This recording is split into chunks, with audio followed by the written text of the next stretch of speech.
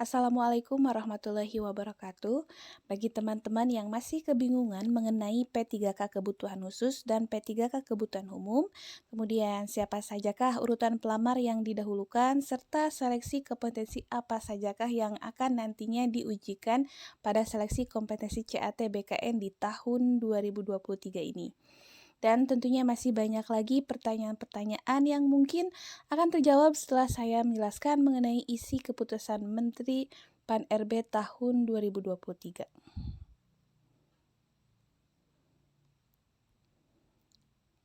Baik teman-teman, berdasarkan keputusan PAN-RB tahun 2023 bahwa terdapat dua jenis penetapan kebutuhan, yaitu P3K kebutuhan khusus dan P3K kebutuhan umum. Hal tersebut tercantum pada diktum ke-1. Lalu, siapa sajakah yang termasuk kriteria pelamar P3K pada kebutuhan khusus? Nah, pada diktum kedua tertulis yaitu pelamar prioritas, kemudian ada ex tenaga honorer K2, guru non-ASN di sekolah negeri. Jadi ada terdapat 3 pelamar pada diktum kedua ini. Nah, yang dimaksud pelamar prioritas ini adalah peserta yang memiliki nilai ambang batas pada seleksi P3K tahun 2021 dan belum pernah dinyatakan lulus. Kemudian, bagi yang bertanya-tanya mengenai berapa lama masa kerja di Dapodik, nah, terdapat pada diktum kelima tertulis bahwa masa kerja yang diakui itu paling rendah 3 tahun. Lalu, siapa sajakah yang termasuk pelamar P3K kebutuhan umum? Pada diktum ke-6 ini tertulis bahwa pelamar P3K kebutuhan umum itu meliputi lulusan PPG yang terdaftar pada pangkalan database dan guru yang terdaftar di Dapodik. Nah, perihal masa kerja untuk pelamar P3K kebutuhan umum ini tidak ditentukan. Jadi dengan kata lain, pelamar yang sudah masuk Dapodik namun belum mencapai masa kerja 3 tahun, maka sudah bisa mengikuti seleksi P3K dengan kriteria umum. Pada seleksi P3K jabatan guru, terdapat pelamar yang nantinya didahulukan secara berurutan, yaitu tercantum pada diktum ke-12.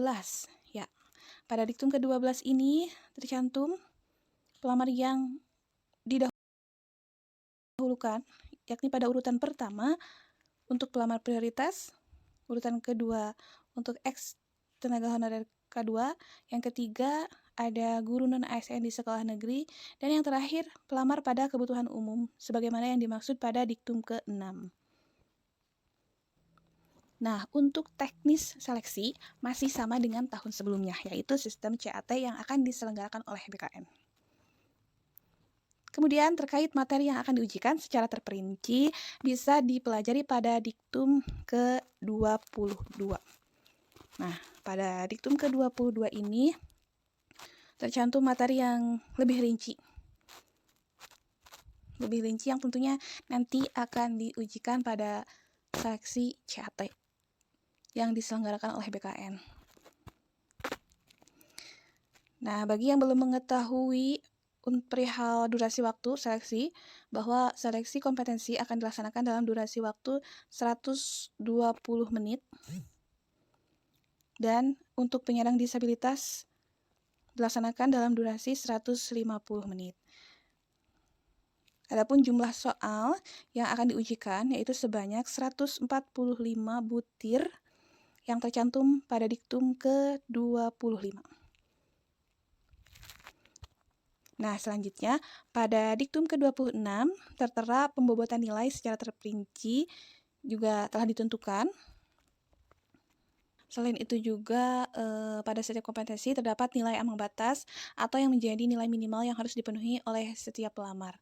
Nah, nilai ambang batas tersebut tercantum pada diktum ke-30. Berdasarkan uraian yang dijelaskan di atas bahwa ketercapaian pelamar memperoleh skor nilai di atas nilai ambang batas dan tentunya berperingkat terbaik pada lowongan jabatan yang dilamar dipastikan dinyatakan lulus seleksi. Nah, pernyataan tersebut tercantum pada diktum ke-31 sampai 33. Demikian mengenai seleksi P3K tahun 2023. Semoga teman-teman semua diberikan kelancaran kesehatan dalam mengikuti tes seleksi P3K tahun 2023 ini. Amin. Sekian penyampaian mengenai isi dari keputusan Menpan RB tahun 2023. Wassalamualaikum warahmatullahi wabarakatuh.